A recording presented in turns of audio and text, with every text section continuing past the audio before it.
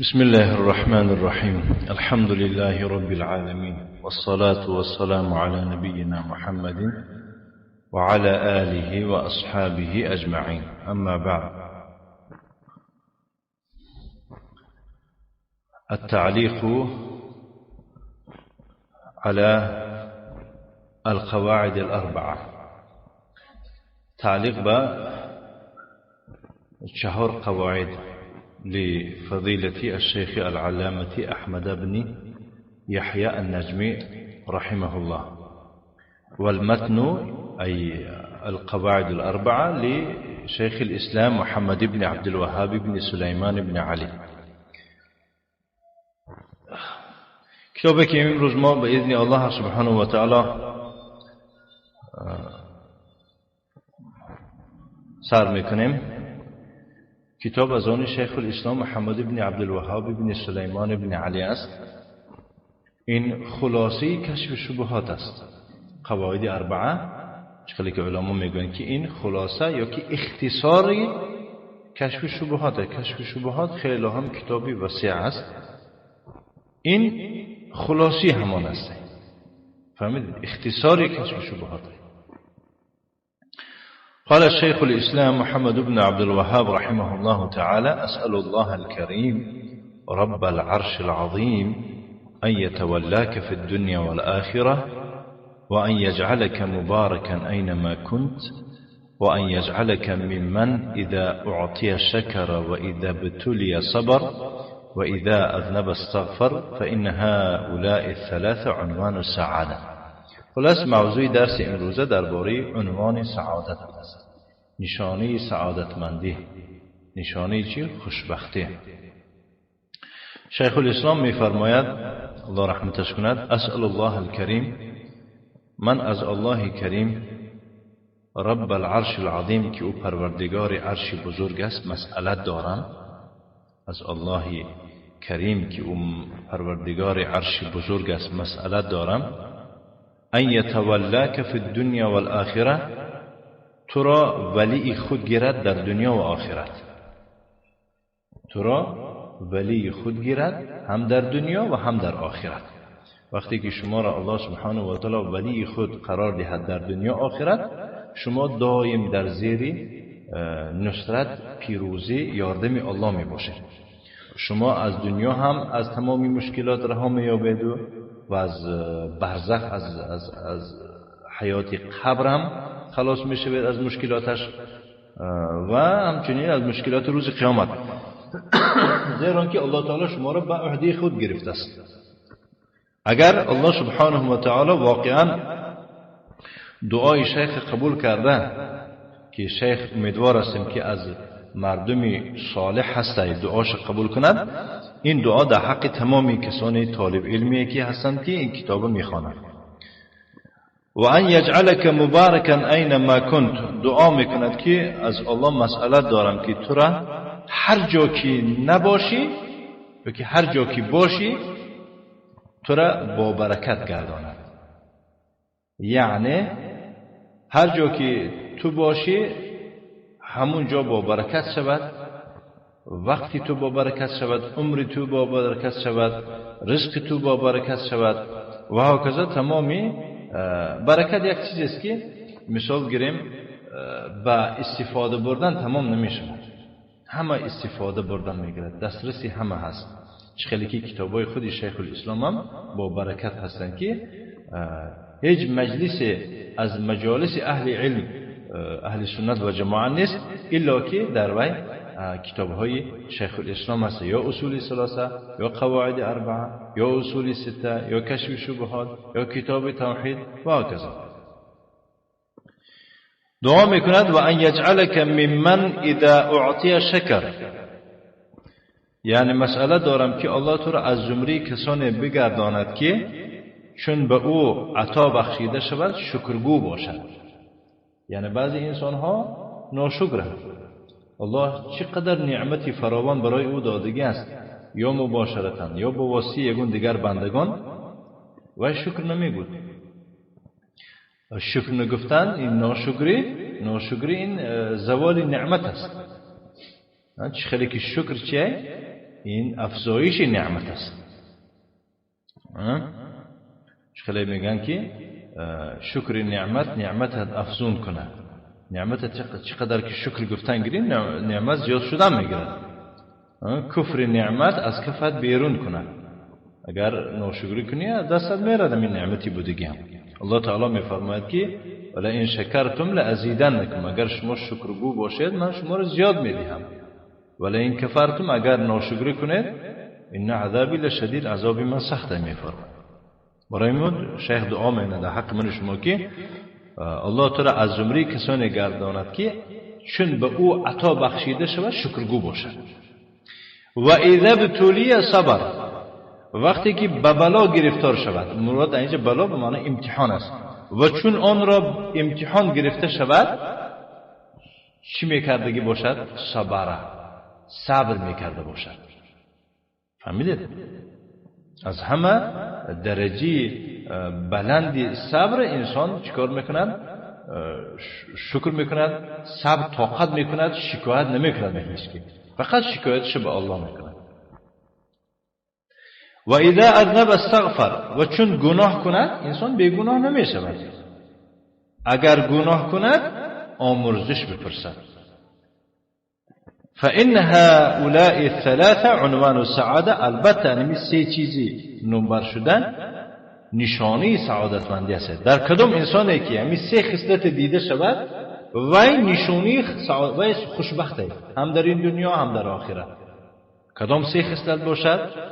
چون به او الله چیز دهد شکرگو باشد، چون الله او را سنجد امتحانش گرفت صبر میکردگی باشد، و چون گناه از او صادر شود چیکار کند؟ آمرزش بپرسد. این سه چیز نشانه سعادتمندی است. شارح میفرماید با برای خاطر یعنی متنش به متن این پرش شناس شدن کتاب ترجمه کردگی هستیم در مکتبه هم هسته، کسی ندارد با تیمش القواعد اربعه ترجمه است. شارح الله رحمتش کنه میفرماید الحمدلله رب العالمین، تمامی مدح و ستایش، تمامی تعریفات خاص برای الله هستند. رب العالمین او پروردگار جهانیان هسته. این اعتراف کرده رسیدیم به توحید ربوبیت و الوهیت، و وقتی که ما گفتیم که او الله پروردگار جهانیان است، ما هم یکی از همون و انا واحد من ذلك العالم، ما هم یکی از همون عالم هستیم، از عالم اینس. فهمیدی سودیدم. و صلات و السلام علی نبینا محمد، و درود و سلام به پیغمبر ما باد و محمد است نامش، و به خاندانی و علی آله و صحبه و به تمامی صحابه. شارح میفرماید الله رحمتش کنه که و بعد، یعنی بعد از حمد و ثنا و درود و سلام به پیغمبر صلی الله علیه و آله و سلم و خاندان و صحابگانش، فقد حی الله في القرن الثاني عشر الشيخ محمد بن عبد الوهاب رحمه الله.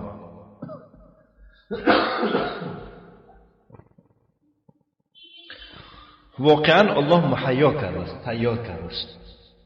در قرن 12 در عصر 12 شیخ محمد بن عبد الوهاب را الله رحمتش کند فقام بدعوة التوحید في نجد.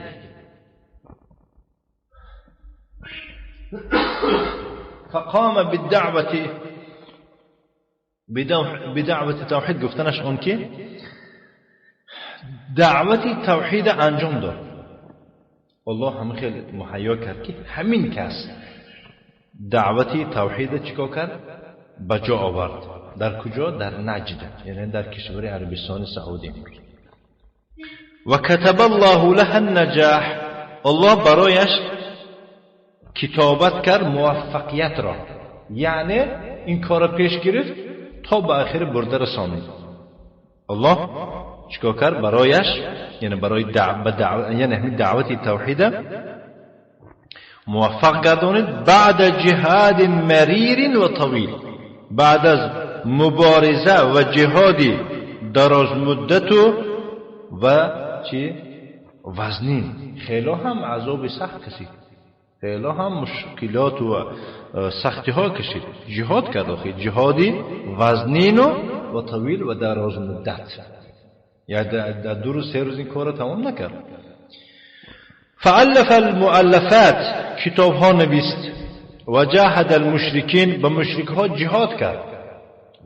در اطراف کعبه ایستاده شرک ها میکردن. درخت پرستی و سنگ پرستی بود. حتی دخلوا فی دین الله، تا اون اندازه را جهاد کرد که حتی همه در دین الله دوباره در آمدن، برآمدگی بودن. آخر و عادوا الی رحابه، به صحنه دین برگشتن، یعنی دوباره به همون صحنه، به میدان دین برگشتن، به دایره دین برگشتن. فوحدوه، انمو دین چیکار کردن همه؟ یا که الله را توحیدش به جا آوردن، همه متحد شدن. و من ضمن مؤلفاته و اعظمها نفعا الثلاثه الاصول، و از ضمن و از زیر کتاب‌های، یا که از جمله کتاب‌های نوشتگی شیخ و از همه بزرگترین کتاب‌هاش در نفع و فایده 3 اصل است که قبل از این خوانده. و کتاب التوحید، و کتاب توحید است که بعد این میخوانیم انشاءالله. و کشف الشبهات، کشف الشبهات، کشف شبهات است. و القواعد الاربع، و قواعد 4 قواعد است. والتي هي مقصود بحثنا الان، این همان است که مقصد از بحث امروزی ما، یعنی قواعد اربع. قول صاحب متن میفرماید اسأل الله الکریم، من از الله کریم، از الله سخاوتمند، از الله مهربان مسئلت دارم. رب العرش العظیم، او پروردگار عرش بزرگ است، پروردگار عرش بزرگ است. ان یتولاک فی الدنیا والآخره، تو را در عهده خود گیرد. تو را در چی؟ در عهده خود گیرد، هم در دنیا و هم در آخرت. در عهده گرفتن به کله گیرد. تو را ولی خود قرار دهد، ولی خود قرار دهد در دنیا آخرت. و ان یجعلک مبارکا اینما کنت، در کجا کی باشی تو را با برکت گرداند. سخنات با برکت، دعوتت با برکت، شست و خیزت با برکت، یعنی که خیر برای اسلام و مسلمین باشد. سبحان الله، این دعای خوب بیده. خیلی هم علم در کارشون دعاها را در حق طالب علم کردن. و ان یجعلک ممن اذا اعطی شکر، و الله تو را از کسانی گرداند که چون به اون کس عطا کرده شود، یا اون چی داده شود، شکرگو باشد، سپاسگزار باشد. و اذا ابتلی، اگر امتحان گرفته شود، سنجیده شود، صبر میکردگی باشد. و اذا اذنب استغفر، و اگر گناه را کرده باشد آمرزش بپرسد. فان هؤلاء الثلاثه عنوان السعاده، البته این 3 چیزی نمبر شده نشانه سعادتمندی است. در کسی همین 3 چیز بینید باید که شما دانید که این کس سعادتمند است، خوشبخت است. شارح میفرماد یا لها من دعوه، یا لها من دعوه، این کلمه تعجب است. چه خیلی دعا هسته، این چه دعای خوب است. ما اعظمها، یعنی ما اعظمها، چه خیلی دعای بزرگ است. فمن تولاه الله فی الدنیا والآخره فقد فاز و نجا، واقعا کسی که الله تعالی به عهده خود گیرد، به عهده خود گیرد در دنیا آخرت، اون کس فاز، چی می شود؟ نیازمند می پیروزمند می شود، یا کامیاب می شود، یا موفق می شود، یا غلبه می کند. و نجا، از دوزخ و از مشکلات دنیا آخرت خلاص می شود، نجات می یابد. و حازت درجات العلا، این به دست می آرد درجه های بلند را. و اکرمه الله بالجنه، الله او را اکرامش میکند، حرمتش میکند، احترامش میکند، تحفهش میبخشد. چرا؟ با چی تحفه میبخشد؟ با جنت. التي، آن جنتش برای او میدهد که من دخلها یحیا فلا یموت، کسی به او داخل شود زنده میماند و نمیمیرد. و یصح فلا یسقم، تن صحت میشود و دیگر بیمار نمیشود.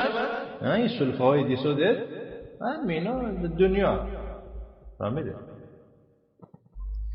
و یشب فلا یحرم، جوان میماند و دیگر پیر نمیشود. جنت همه خیلی جا است، فهمیدید؟ جنت جای پیر شدن، جنت جای کسل شدن، بیمار شدن، جنت جایی که با مردن نیست. همه خیلی است. همین چیزایی که گفتن در دنیا هست. اذا تولاک الله فی الدنیا، خب شارح میفرماید که اگر الله تو را در دنیا به عهده گیرد چی میشه؟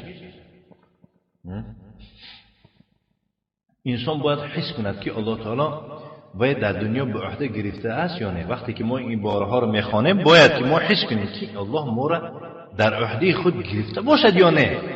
بینیم که نگرفته باشد باید تلاش و کوشش کنیم که ما را گیرد در عهدهش. همه خیلی است. همین وقتی که شیخ من شما را قبول میکند، همچون طلبه گفته جا در جا جوارش من شما را جا میتید، خرسند میشیم که. همه خیلی است. انسان باید تلاش و کوشش آن باشد که در تلاش و کوشش آن باشد که الله او را در عهده خود گیرد. فهمیدید؟ زیرا میفرماید که اذا تولاک الله فی الدنیا، اگر الله تو را به عهده خود گیرد در دنیا، یسر لك العلم الصحیح، برای تو میسر و نصیب دار میکند علم درست گرفتن. فهمیدید؟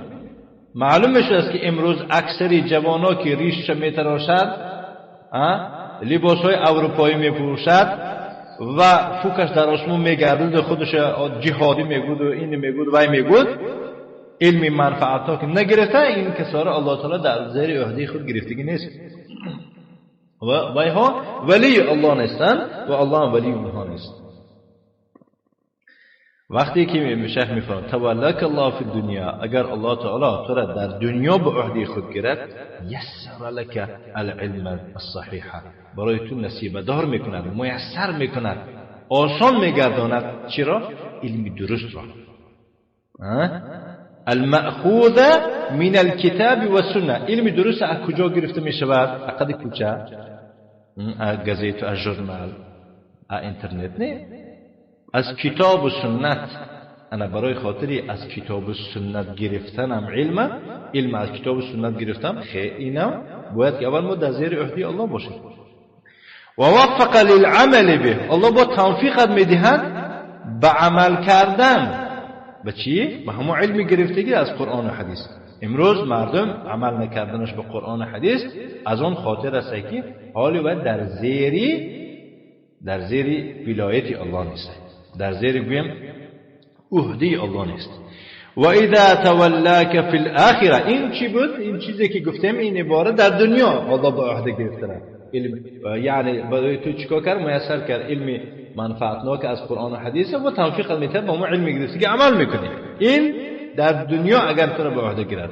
و اذا تولاک فی الاخره، اگر الله تو را در آخرت به عهده خویش قرار بدهد گیرد، صرف عنک العذاب، از تو دفع میکند عذاب را، تو عذاب نمیکشی. صرف برطرف میکند از تو چرا؟ عذاب را. و یسر لك اسباب السعاده، برای تو میسر میکند سبب های خوشبختی را. یعنی کار میکند که آسان در سوال های منکر و نکر جواب داده میتوانید، زیرا که سبب در کار است برای خاطر سعادتمندی آخرت به جا آوردن، به دست آوردن. فکان البرزخ فی حقک نعیما، برزخ حیات قبر میگذره، حیاتی که در درون قبر میگذره به برزخش میگذره. بس در نتیجه میبینی که برزخ یعنی قبر در حق تو چی میشود؟ نعیم میشود، سرنوش و نعمت میشود. و فزت بالجنة بعد ذلك بعد از این جنت به دست آورده به دست میاری. فزت نائل میشی به دست میاری جنت را بعد ذلك بعد از چی؟ بعد از حیاتی برزخ. کسی که حیاتش در برزخ در قبر نغز گذرد بعد از وی نغز میشه. کسی که حیاتش در برزخ در قبر اعوذ بالله وزنین باشه دیگه بعد او با وزنین تر میشه. و اذا جعلك مباركا اينما كنت فقد حصل لك ما يتمناه الصالحون. و اذا جعلك اگر الله تو را مبارک قرار دهد با برکت قرار دهد اینما کنت در کجا که نباشی. اگر مبادا الله تو را هم خیر کند که تو با برکت باشی در کجایی که نباشی فقد حصل لك ما يتمناه الصالحون برای تو روی میدهد اون آرزو هوسی که آدمای صالح میکردن. نگاه کن یعنی تو میتوانی به دست آوردن اون آرزو و هوسی که آدمای نیک میکردن. آدمای نیک در آرزو هوسی چی بودن؟ دولت در آرزو هوسی ماشین و خانو در من الاعمال الصالحة الخالصة لله عز وجل. دیدید آدمای صالح در آرزوی عملی صالح بودن، عملی صالحی که خالص برای الله انجام داده شده است. انا الله کار مهنت که تو هم چنین عملی صالح به دست آورده میتوانی، زیرا که حیات تو رو الله برکت قرار داده است. التي يترتب عليها الخير في المواطن الثلاثة في الدنيا والبرزخ والآخرة. التي این عمل صالح چنان عملی است که یترتب علیها الخیر روی می آید یا که نتیجه می شود به این عمل صالح خیر در سه جا. یعنی از این عمل صالح یترتب روی می دهد خیر در سه جا. در سه جا عملی صالح یعنی که برای تو خیر میبخشد. در کجا؟ فی الدنیا در دنیا، والبرزخ در برزخ یعنی که در درون قبر، والآخرة و در آخرت. وقد دعا لك ایضا فقال و نیز برای تو دعا کرد و گفت و ان یجعلک ممن اذا اعطی شکر و تو را از زمره کسان بگرداند که چون به او عطا بخشیده شود شکرگو و سپاسگزار باشد. و اذا ابتلی صبر و چون به بلا سنجیده شود امتحان گرفته شود صبر کن باشد. و اذا اذنب و چون گناه بکند چیکار بکند؟ یعنی آمرزش بپرسد. فإن هؤلاء الثلاث عنوان السعادة. البته این سه چیزی نمبرش کرده شده نشانه چه؟ سعادتمند است. ای عامتها یعنی بیشتری از روی عموم گیریم همین ها است سعادتمندی انسان است. نشانه عامتها گفته یعنی که بیشتری همین ها. فالله یجزی الشاکرین بالزیاده. الله تعالی پاداش میدهد. کی را پاداش میدهد؟ اجر میدهد. شکر گویندگان را بالزیاده، به زیادتی. همین معنی گپ چیه؟ یعنی اندک نعمت داری شکر گویی همون نعمتی کمته چیکارش میکنه؟ بالزیاده زیادش میکنه. برای ما میگو که یک کس میپرسه شما را که شکرگورها شکر میگفتگی کسها را الله تعالی چه خیلی اجر میدهد؟ میگه که به زیاده، به علاوه کردن، به زیاد کردن نعمتاش زیاد میکند. سبحان الله. تنت صحت است، شکر گفتی تنت صحت، تنت بود دوام دادن میگیره. باید که تو کسل میشی بیمار میشی نکرد الله تعالی بیمار. این نشانی چیه؟ نشانی آن است که الله تعالی تو را به سبب شکر گفتنت با تنی صحت بردوام کرد. و یعطی الصابرین الاجر العظیم، به صبر میگفتگی الله تعالی اجر بزرگ میدهد. الذی لا یحصره حاصر، چنان اجرش میدهد که او را یعنی یگان حساب کننده حسابش نمیکند. لا یحصره حاصر، یگان حساب کننده او را حسابش نمیکند. ولا یعده عاد، اینم همون معنی. یگان کس به عدد او را شمار کردن نمیتواند، یعنی الله همین خیل اجر میدهد که او را شمردن نمیتواند.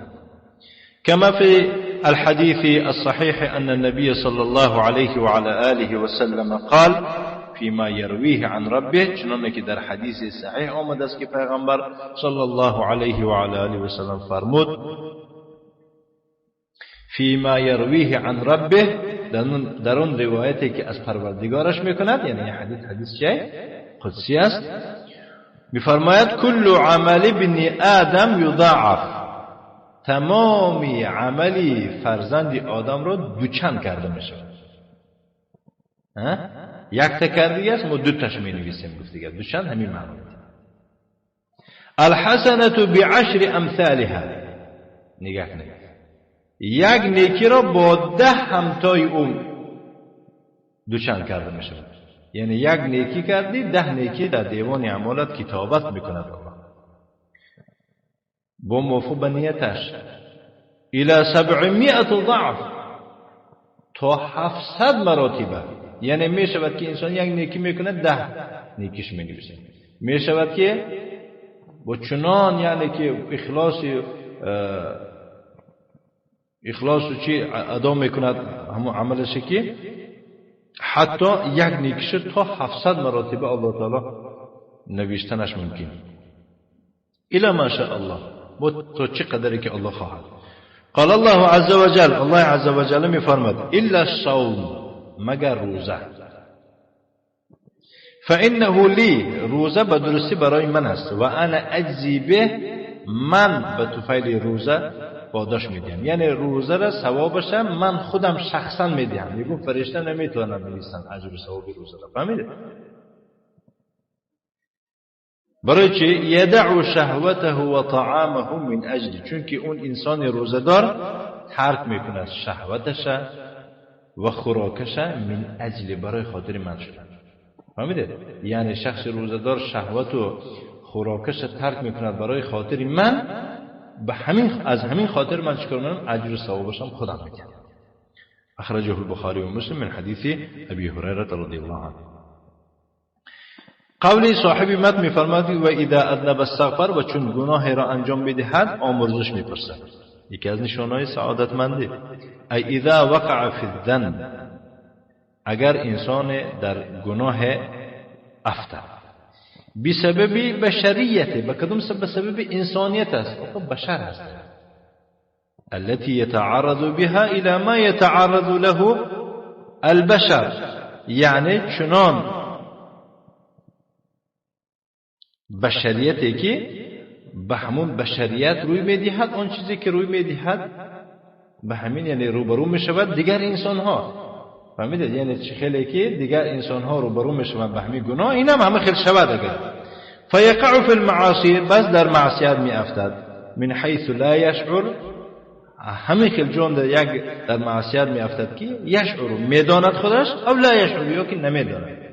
انسان همین یا دو جهت، یا دیدو دانسته یک گناه میکند سونی پشیمان میشد، یا که ندانسته یک گناه میکند سونی پشیمان میشد. ولكن الله تعالى وعد، ولی الله تعالی وعده کرد و وعده الحق، وعدی الله حقه. ان یغفر لمن استغفر، الله وعده کرده است که میبخشد کسی از بخشش بپرسد. و ان یتوب علی من تاب، الله تعالی توبهش قبول میکند کسی که توبه بکند.